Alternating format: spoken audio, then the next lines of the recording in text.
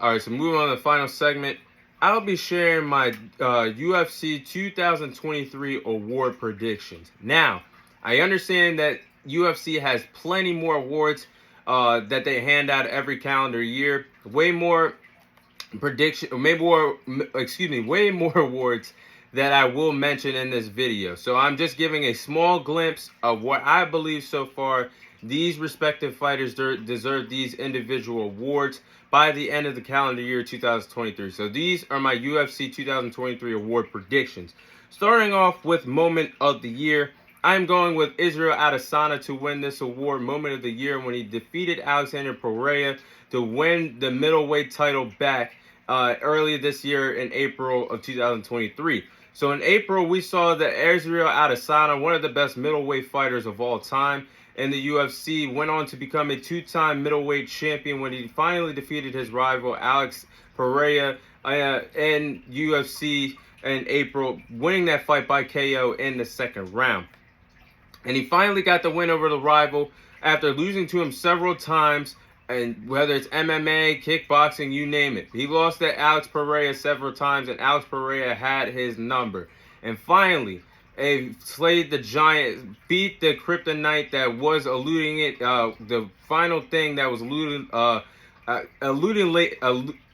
I'm getting tongue-tied. Anyway, that was holding him back from being an all-time great. And he finally slayed the dragon, defeated the beast in Alex Pereira, and dominated. And he came back, and you saw the raw emotion that poured out of his face, the raw emotion that he had celebrating his victory when he won against Alex Pereira to become a two-time middleweight champion. To me, that moment, that night, on that UFC card, that UFC pay-per-view, has to be Moment of the Year for me in MMA.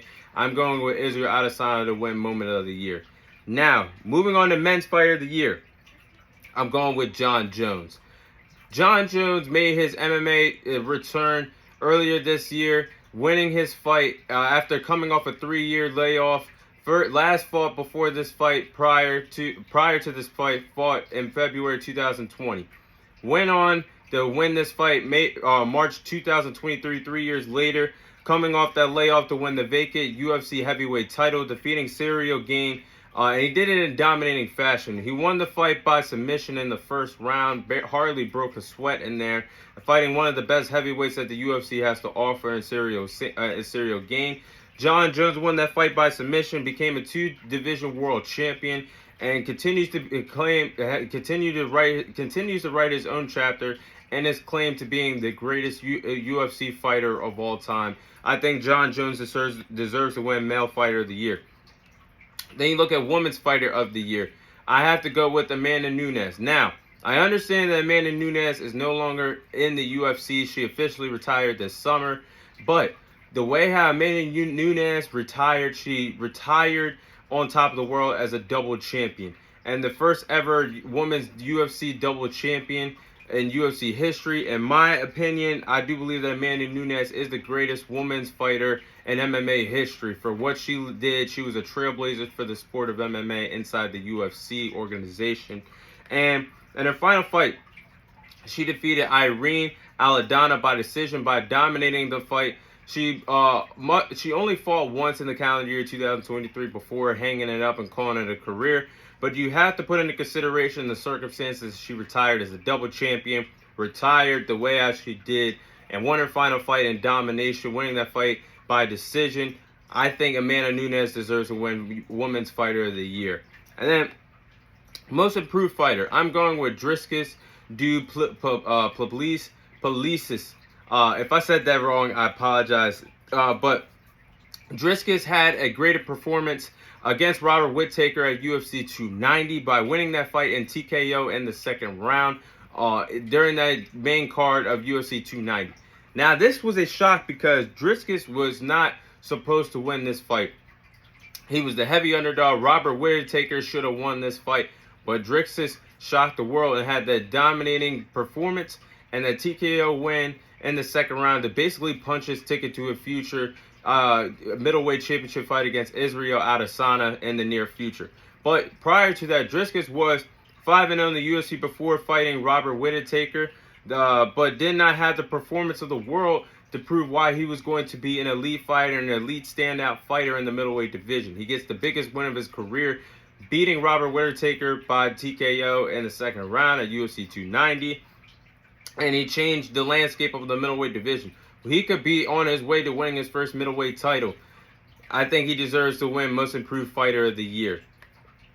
And this is the last one I'm going to say in terms of UFC predictions for awards. But Fight of the Year, I have to give this to Islam Makhachev versus Alexander Volkanovski. This fight took place at UFC 284 earlier this year in UFC. And this was one hell of a fight. I think you have to put in consideration this year that Islam Makhachev versus Alexander Volkanovski not only is the biggest fight in MMA, but I think this has to be in consideration for the biggest fight of combat, the best fight of combat sports of the calendar year 2023. And you expect that with two fighters of the skill level, the talent, being the best of the best on anybody's pound for pound list, men's in UFC today. You expect that. And we got all the fireworks and all the hype was there in that fight when those two respective fighters fought during the winter of 2023. The big time fight feeling was there. The atmosphere was there. The energy was there, and especially the energy was there from the get-go because this fight took place in Alexander Volkanovski's home country of Australia. Let's talk about it. I was a big fan of the first fight, and Islam Makhachev won that a close fight by decision to hang on to that lightweight championship. But if Islam Makhachev could go on to beat Charles Oliveira again in October, if he could go ahead and do that again in October, take care of business in the lightweight champion in the lightweight division, holding his own, successfully retaining that title, I think we got to see a rematch. I think that fight was so good the first time around. I need to see it again. I don't care what division it takes place at.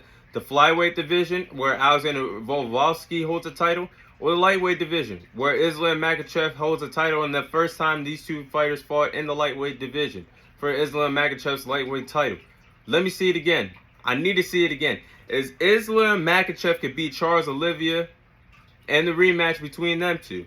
I need to see this rematch again ASAP.